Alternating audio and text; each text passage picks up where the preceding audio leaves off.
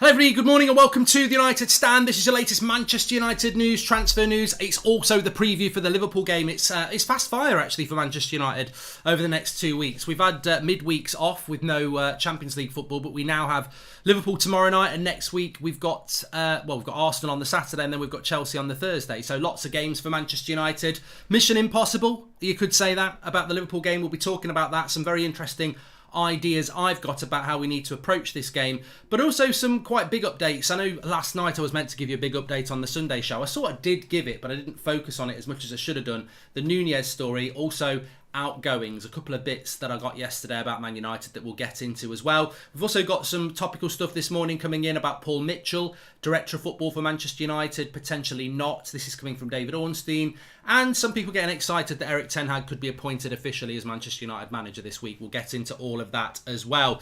But look, it is a massive game against Liverpool tomorrow, and I think that just some headlines straight away. Liverpool have not lost a game at Anfield this season. Effectively, they haven't really lost at Anfield for about 4 years. I know they lost, it was last season when they lost, was it 3 or 4 in a row or something like that?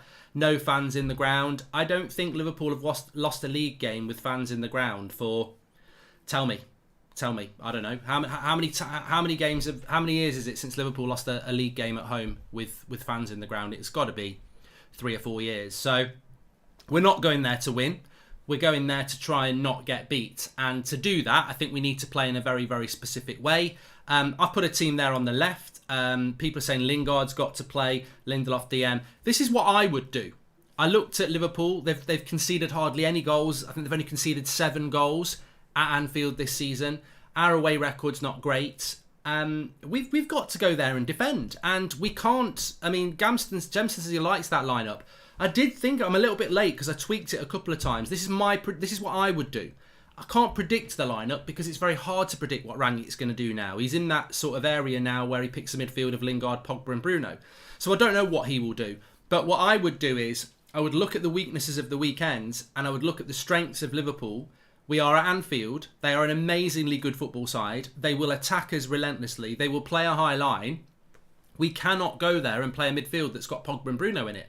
And Matic, it just doesn't work. You need more support than that. And if you're going to do that, you can't play Maguire for me. He's too slow for a game like this. They move the ball around too quick. They don't put the ball in the air. So I don't see the point in Harry Maguire. So for me, I would bring Wan-Bissaka back. I know people don't like it, but he's better defensively when you're playing on the edge of the box. And Tellez is a weakness. So we need at least one fullback who can defend relentlessly, and that is Wan-Bissaka. Varane, if he's fit, comes in. Eric Bailly in these types of games tends to do quite well when we've thrown him in at Stamford Bridge and stuff. Tellez has got to play. Matic has got to play. I'd chuck Lindelof into the midfield because we desperately need somebody who just knows what they're doing defensively. Welcome to Members Club, Porrick. So that I would do that. I'd play Lindelof and Bailly. I wouldn't play a back 5 because Liverpool don't play with an out-and-out striker. You'd be wasting your time. You'd be inviting them to the edge of your box if you play a back 5. So I wouldn't play a back 5. I would play a back 4. I'd keep it as a deep back 4 with 2 midfielders in front of it. I wouldn't want Matic to be getting tired. I wouldn't be saying get back and forth. I'd be saying just stay in front of the back 4. Lindelof do the same. Get the ball, play the pass. And then Bruno, Sancho, Rashford and Ronaldo would be my front 4 in case we can. But I must admit, I was very, very intrigued as to whether I actually would just not play Rashford and maybe I would put Paul Pogba on the left-hand side. I'm not opposed to doing that. I don't know what anybody else thinks. But we've got... I wouldn't do a back 5. No, Dylan. I think a back 5 against Liverpool is a bad idea because a back 5 becomes a back 5 at Anfield. Your fullbacks aren't going to get forward. So I know why people want to go for a back 5 because your brain's thinking, well, it's more defenders. But we don't need a back 5. A back 4 is fine. You just need 2 midfielders who are going to stay in front of the back 4. And you need your wide players to track back, which we know Sancho and Pogba can do. So we don't need a back 5. I would be tempted not to play Ronaldo. If Rashford was anywhere near reliable, I would use Rashford for his pace over the top. But I don't know whether Rashford's worth the risk at the moment. I mean, he seems to have checked out of this season, as have some of our players. But you cannot put Paul Pogba in a midfield 2 with Matic. It's a bloody nightmare at the moment. And you can't put Lingard in a position like that either. So I think we need some steel in there. I mean, I wish Fred was fit. Next season, these players aren't good enough. But tomorrow night against Liverpool, we've got to do what we can do. We have to fight like it's for our lives, fight them, tackle them, injure them, whatever. This game could lead us to top four as captain Monopoly. We're not going to beat Liverpool, but if we can go to Liverpool and get a decent result, which would for me would be a draw, and even that I think is almost impossible. I said it last night, maybe you throw Phil Jones in the midfield, but you've got to put somebody in the midfield with Matic. You can't give that midfield to Matic and say, run the midfield on your own. I mean, it's a risk whether Matic can play an hour. So we've got to come up with something. I wouldn't go to a back five. I would drop Harry Maguire. I would play Eric Bailly and I would put Lindelof into the midfield. And I'll give it a go because we're going to have to do something out of the box. If we go and do what we've been doing the last few weeks against everybody else, Liverpool are going to annihilate us. They're going to play a high line, as I said. They're going to press us high up the pitch. They're playing fantastically well at the moment. I've watched their last 2 or 3 games. Well, both against Man City and obviously the game against Benfica. And they're relentless. They're confident. They're relentless. They've got depth. They're going to come at us. We need to come up with something a little bit different. And what you need is what the person just said there. In a game like this, you need people that you can trust. And we can't trust some of these players because we know we can't trust them. We can't trust some of them because they want to leave. And we can't trust some of them because they're just useless. And look, people are saying, well, he won't drop Maguire. Of course he won't drop Maguire. But he should drop Maguire. Like, why are we picking Harry Maguire? He's crap. He's a crap captain, he's a crap leader, and we need leadership against Villa. He also doesn't suit this game. Like, we need mobility. We need mentality. He ain't got mobility, and he hasn't got a leader's mentality either. I mean, look at the weekend. You've got Ronaldo in the tunnel going down the players, speaking to them all individually, while he stands with his hands on his hips. And I don't get a look. I tell you what, are you not surprised by what I'm about to say here? Harry Maguire gets booed for England. Within minutes, his captain, Harry Kane, is coming out saying it's not acceptable. The media's coming out saying it's not acceptable. Paul Pogba gets booed at the weekend. Man United captain, who's been in that position, radio silence.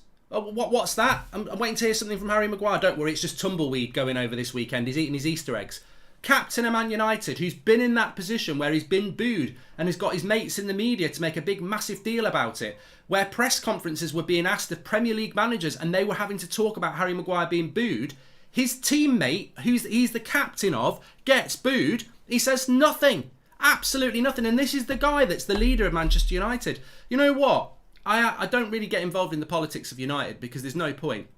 Yesterday morning when they tweeted about Rashford, I put in a reply and I said, where's your defence of Paul Pogba tweet then? Because you did it with Harry Maguire 2 weeks ago, and that wasn't even in a United shirt. Why are you not coming out? RANGNICK said it after the match. Why is Man United's official accounts not coming out but giving Paul Pogba some support?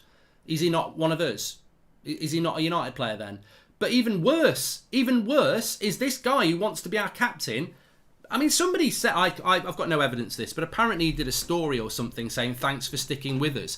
You're the captain of the club, mate. One of your teammates has just been booed. You were booed 2 weeks ago and the world had to come out and bloody protect you. You're the captain of Man United. You can't bloody organise the defence. You can't organise your own game. And when one of your teammates that you're meant to be looking out for gets booed, you don't even come out and say, look, it's not acceptable that one player gets booed. We all take the blame because you're too bloody busy looking after yourself. And that's the problem with United.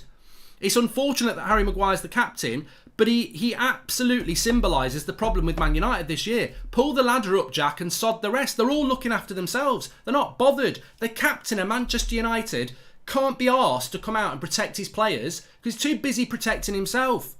And that's the guy that's leading this team. Of course I'm going to fucking drop him for tomorrow night's game. I don't want him anywhere near the team. Oh, I hope he plays tomorrow and he plays really well. I hope he gets a kick up the arse. But the reality is we've been waiting for that for too long. So I'll take him out the team. I put Eric Bailly in because he'll always give his everything. And I put Lindelof into the midfield. That's what I would do. Mark, will Greenwood ever be allowed to play football? We don't talk about Greenwood because it's just a waste of time, Bill. Do Liverpool have a better chance than City last year of doing a treble, says Matthew. Well, just before we move on to the topical stuff, the cold, harsh fact is Manchester United tomorrow night. If I'm a Man United player, I'm pumped up for this game more than a football because I'm ready. I'm like, we are Manchester United. We are the only team in this country that's done a treble. This season, Liverpool could do a quadruple. How do we stop them doing that? Well, all you got to do is stop them winning the league, and they can't do a quadruple and they can't do a treble. Oh, we're playing them, are we, tomorrow night? Well, what more motivation do you need? But again, this is the mentality in that team is weak. It's weak. And they need to take this motivation. The only reason Maguire is captain is because he has something in his contract, says Carl Witzel. Welcome to the Members Club, Christopher Judge. But yeah, I agree with what Dig is saying. If Fred and McTominay are missing, which they clearly are, you cannot put Matic in a midfield with Pogba, because whether Pogba's engaged or not, he's never really been a defensive midfielder. Matic doesn't seem to be able to play more than an hour. You've got to put somebody in there that can play for the full 90 minutes and has got some defensive awareness. Well, we've got, where is United's strongest position at the moment in relation to numbers? It's centre-back, because we've got 5. One of those centre-backs has got to drop into the midfield. I don't think it will happen, but one of them has. If you watch the replay of Ronaldo's free kick versus Norwich, Maguire looks disappointed that it went in, says Ike. Well, I don't know about that. I think most players looked... But again, somebody's mentioned a back 5. All I would say about a back 5 is maybe do your research on Liverpool. What's the benefit of a back 5 against Liverpool? What's the benefit of a back 5 over playing a back 4 and just playing a bit deeper? We don't need a back 5. They haven't got 2 strikers, so your centre-backs are going to be stood there and their midfield runners are going to be moving us out all over the place anyway. We'd be better off with a rigid back 4 and then more numbers in the midfield to track the runners. Don't bother United players, just fall forth at the game. They're useless players. Don't embarrass us more, says Jay. And look, and that leads me to that leads me to the prediction. Zed Jamie says Bruno doesn't deserve to start, Mark. He's been shocking. I do want to talk about Bruno. I wanted to talk about last night. He's on the list to talk about. But I think a back 5 would be very dangerous to play against City. Back 5 will get wrecked. They'll just pass around till they score, says Sean Worker. Yeah, I don't see the point of a back 5 against Liverpool. I don't think it's a logical way to play. I'd play the way that we've got it set up there. But my prediction for this game is that we will lose by at least 2 goals. It could be 4 goals. And I can't think of a time we've been to Anfield in my life where I've been so worried. I don't really massively remember going there in the late 80s because I was very young, but I don't remember going to Anfield and being scared that we're going to get absolutely humiliated. I don't remember going to Anfield and thinking there's no hope. That's how bad this season is. I know there's reasons to be positive, but this season will still remind us of how bad it's been. And I think against Liverpool at Anfield tomorrow is a stark reminder of what an absolute embarrassment these players are. And there is a chance there. Look, I'm goading them. I'm sure you're goading them as well. I am literally goading them in the hope that they will take it as a motivation to put a performance in. And if, by any chance they do watch this or see the community or anything like that, I hope people are goading them as well. I think you're an absolute embarrassment to the shirt. I think you're incapable of going to Anfield and getting anything, because basically you're all a load of selfish shits. And you won't get anything tomorrow. And I am goading you, and I hope that you do. And if you do, I'll applaud it, because you can salvage something from this season. 1, keep us in the race for whatever race we're in for. But 2, stop our biggest rival winning the league. But I think the only passion to do that comes from the fan base. I think you're incapable of doing it. I think you're selfish. I don't think you've got any mirrors in your house, because I don't think you look in the mirror and see how crap you've been this year. I think you're blame deflectors. I think you're cowards. I think you're weak. And I don't think most of you don't deserve to be at this club anymore. But you'll roll up next season, won't you, with your bloody Instagrams and this, that and the other. But I'm telling you now, you'll go to Anfield tomorrow and you'll get beat, because you're bloody cowards. And you've proved it time and time again. And you're probably living off beating bottom of the league thinking you're back.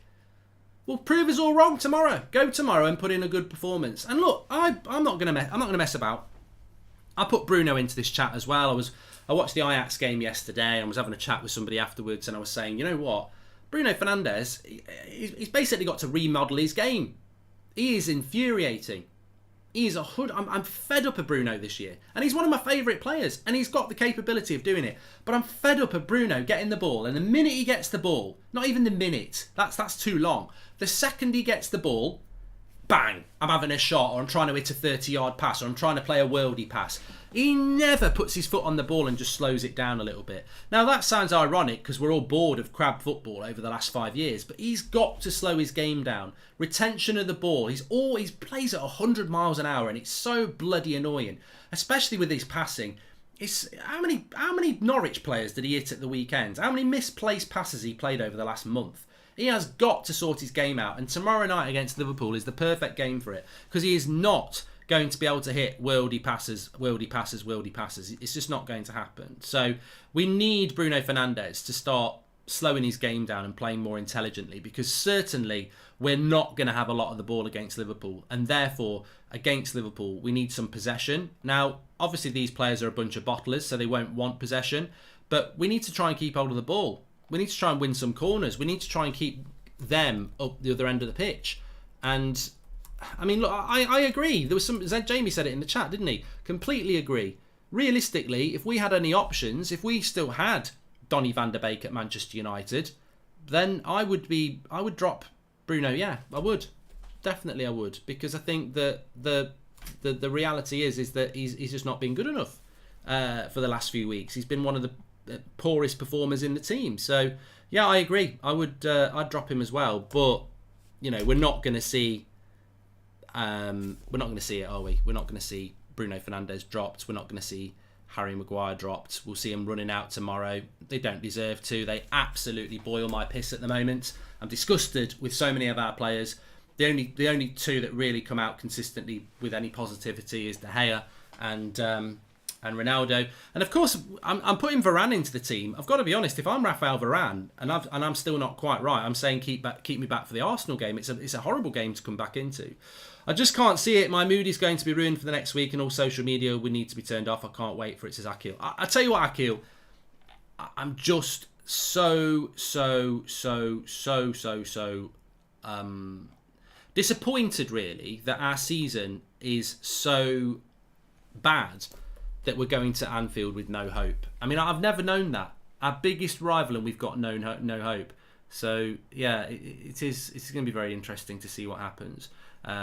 But I can't predict anything other than a win for Liverpool. I think that they've not lost at home at Anfield all season. They've only conceded 7 goals. They're going to be...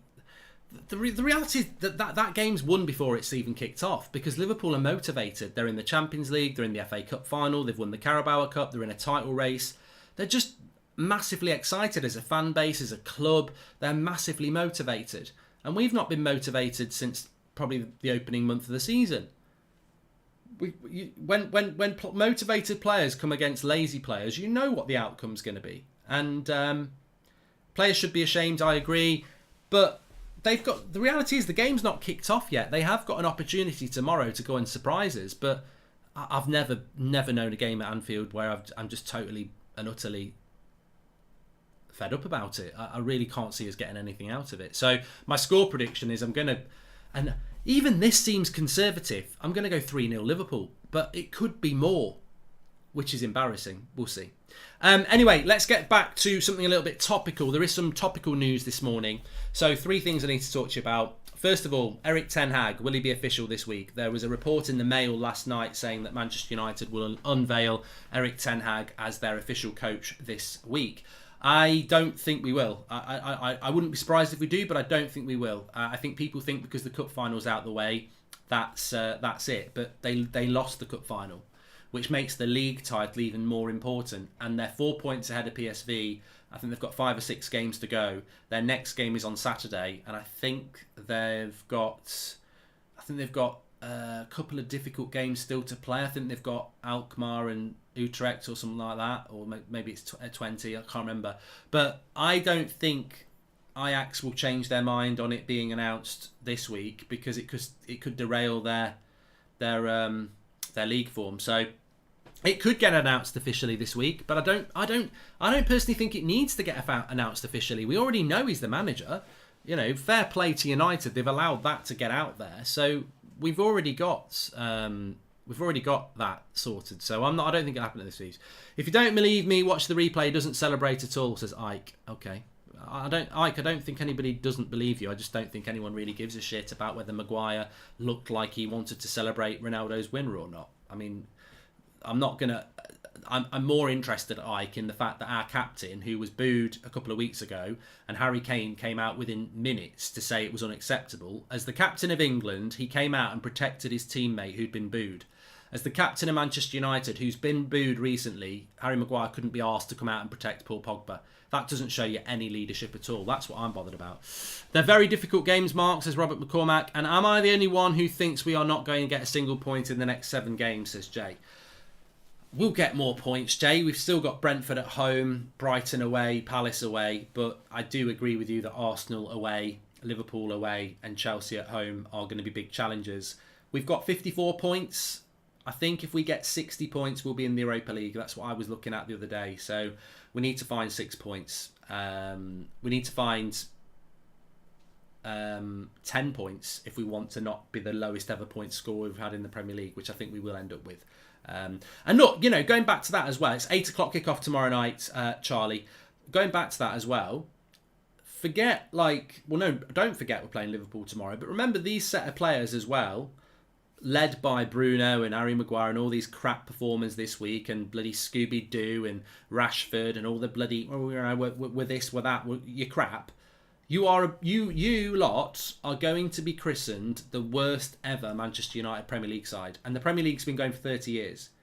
So you can get your PR guys, you can get your admins, you can get whoever you bloody well like, but you can't spin a Premier League table when it's over. It's there on Wikipedia. You can't spin that. It's stuck. You will be the worst Manchester United Premier League side in history. And that's on you lot. So, and that's the equivalent. Look, Man United aren't going to get relegated, but that is the equivalent of being relegated. Arsenal's, Man United's, Man City's, Liverpool's, they don't get relegated now. Not anymore. It's impossible. And then people say, well, it's not. It is. With the funds that these clubs have got and the size, they're never going to get relegated now. But when you're finishing 8th in the league, or when you're having your lowest ever points tally, that's basically the equivalent of getting relegated. And that's how bad this team have been. Every atom of United should be against us winning, says Adisa. So yes, I don't think Ten Hag's going to happen this week. There is an interesting update from David Ornstein, very good journalist. He says that Paul Mitchell is a very much, when you think about director of footballs, people always mention Paul Mitchell. He was at Southampton with Pochettino, then he was at Spurs with Pochettino. Then I think he went to Leipzig, which is where he knows RANGNICK from. Now he's at Monaco, and apparently he's leaving Monaco. So David Ornstein says Paul Mitchell is attracting a lot of interest from several English clubs, including Manchester United. RANGNICK's approved him, although contrary to rumours, a departure from Monaco is far from being confirmed for the moment. RANGNICK knows Mitchell and has endorsed him to Manchester United's hierarchy if they want to enhance their existing structure. Chelsea, new bidders, are also very interested in hiring him as a technical director if their vacancy needs to be filled. So look, there is a competition there to get Mitchell. Now look, what I would say about Mitchell is that Manchester United massively need to enhance and improve their recruitment structure. I think we're fully aware of that. We don't know the names of a lot of these people that need replacing, but the scouting at Manchester United is abysmal. And it has been for years. The players we've missed out on, the players we've spent time bringing to the club. Paul Mitchell can only enhance that area.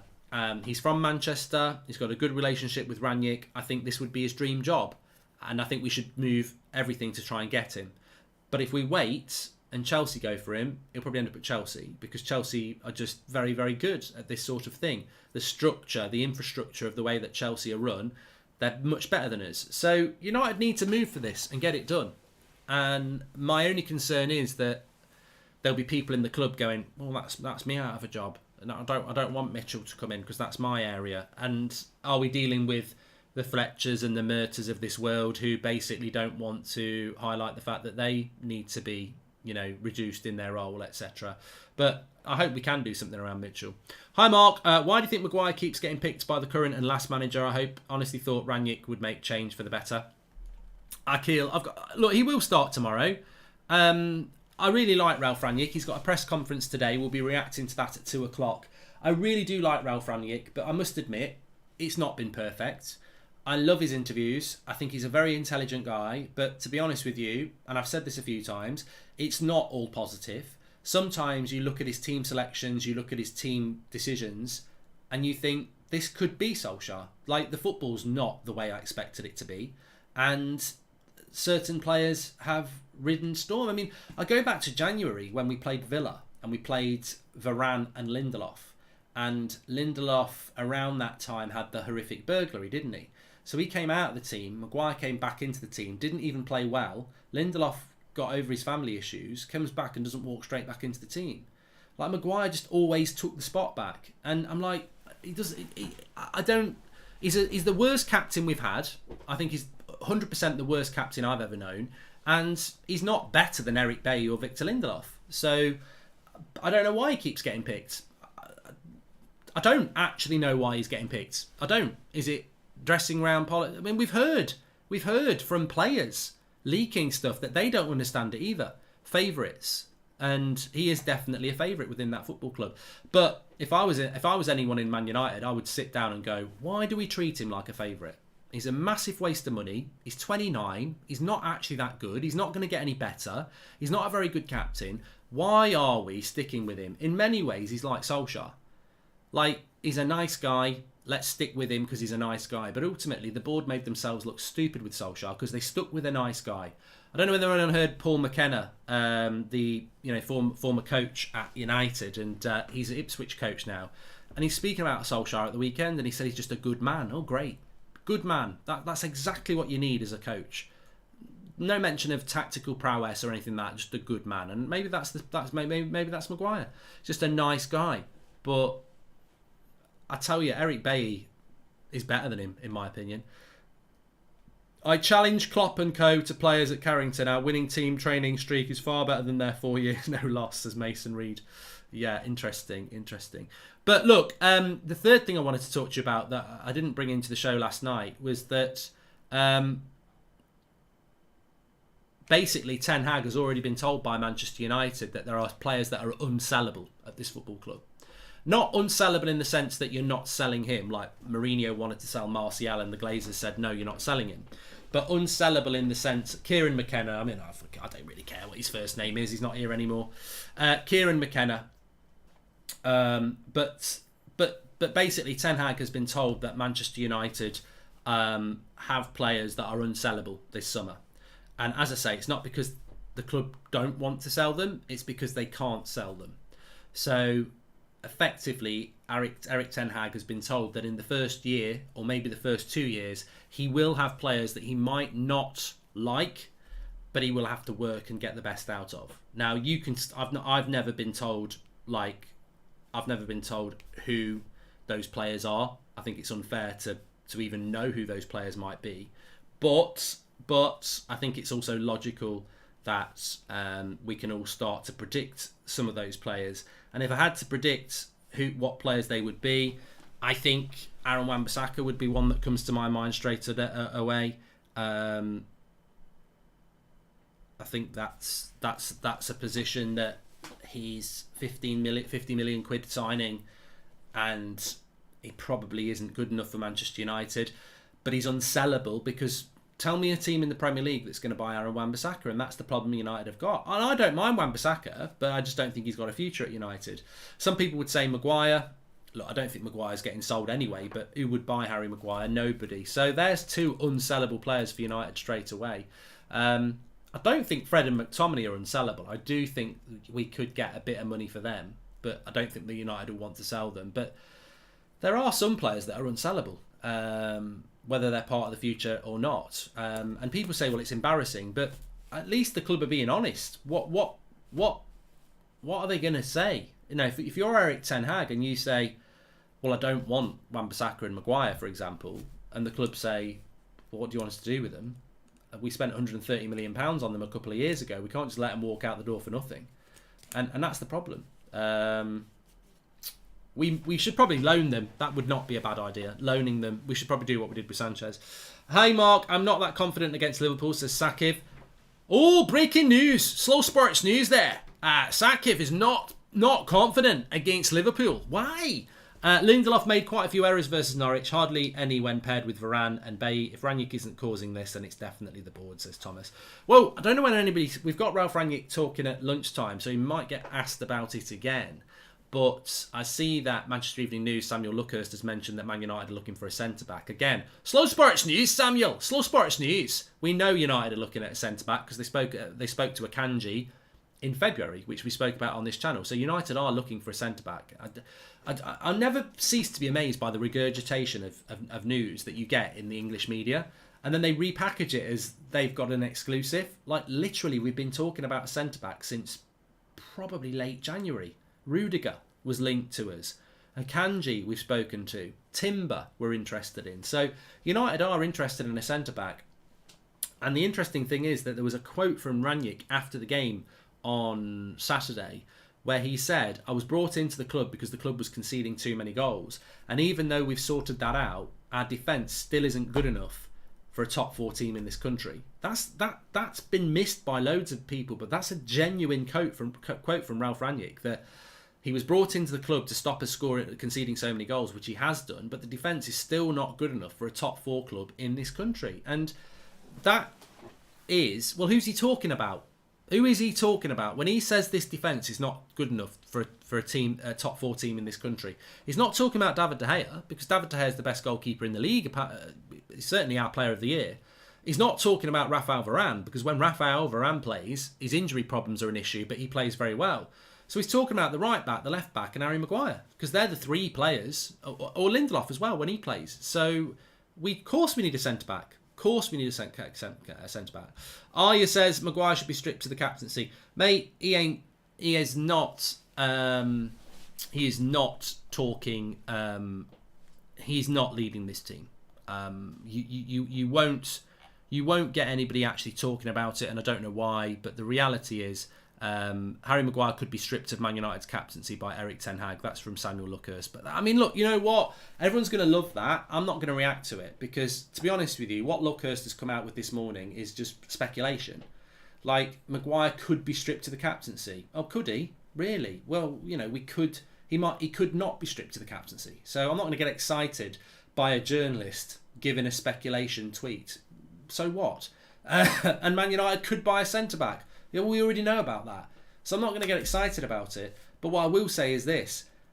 Ignore United could strip Maguire of the captaincy and change the word could to should.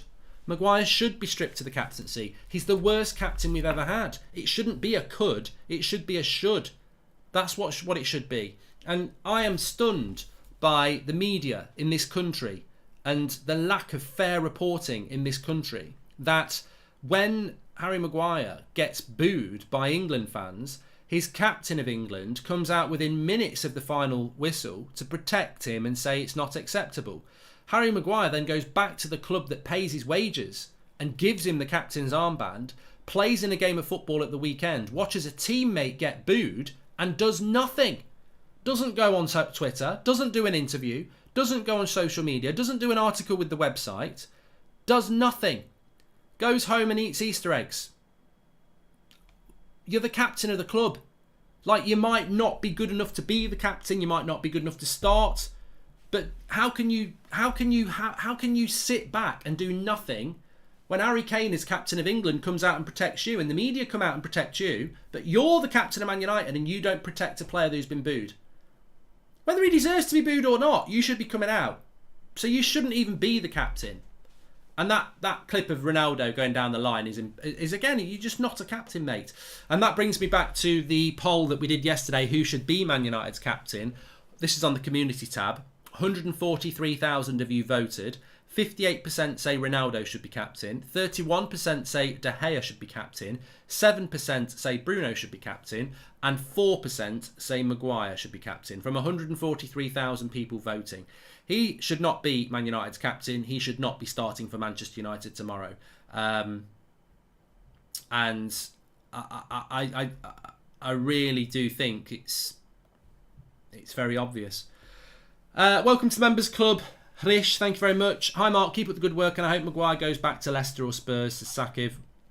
Just take the captaincy off him and drop him. That's all I want. I don't care whether he's got a future at the club or not. Take the captaincy off him and drop him. I wish Donny van de Beek was here and fit, because I'd drop Bruno as well. It's not just Maguire. I think Bruno and Maguire need dropping. They've got too big an influence on the team, and they need dropping. For different reasons, they're both negative impacts. So I would drop them both, really. But look, we've got Ralph Rangnick's press conference at 1:30. It is a bank holiday here in the UK, so it's a bit like a glorified Sunday. But we have got the press conference with Ralph Rangnick coming up at 1:30, so we'll be live at about 2 o'clock for the reaction to that. We will have an 8 o'clock show for you as well, and I am doing the FIFA Career Mode this afternoon at about 3 o'clock on Twitch as well. So lots to look forward to. But just a quick reminder as well. I did put up a video over the weekend for the members. If you are a member of the United Stand, like you can see Shirley's, you'll have your little chat. You'll have your little badge next to your name, like Pritter's got there, and Suzanne as well. So thanks for supporting the channel. If you're a member, you can click the join button to do that, or you can go through the link in the video description. And as a thank you to our members, we are putting up exclusive content on the members section, which you can see on the homepage. You just won't be able to watch it unless you are a member. There's 3 now. We've got Anthony against Rashford. We've got Timber against Maguire. Deep dive analysis of how they played this season, passing, etc.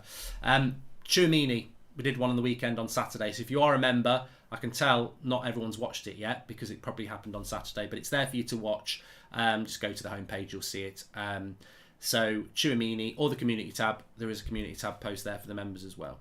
And you can also vote on our next one if you are a member. Let me just tell you this as well. Again, on the community tab, you'll only be able to see it if you're a member because it's for the members to vote. But for our next video, we're asking you, do you want me to do a head-to-head analysis of Nunez versus Ronaldo, De Gea versus Onana, and Kunku versus Bruno, or Pogba versus Donny? So get voting on that as well. Thanks to the members. Thanks to everyone else who's watching. Of course, we will be live at lunchtime, 2 o'clock, for Ralph Rangnick's press conference reaction. Take care, everyone. Smash a like on the video. Make sure you subscribe, and I will speak to you all very soon. Take care.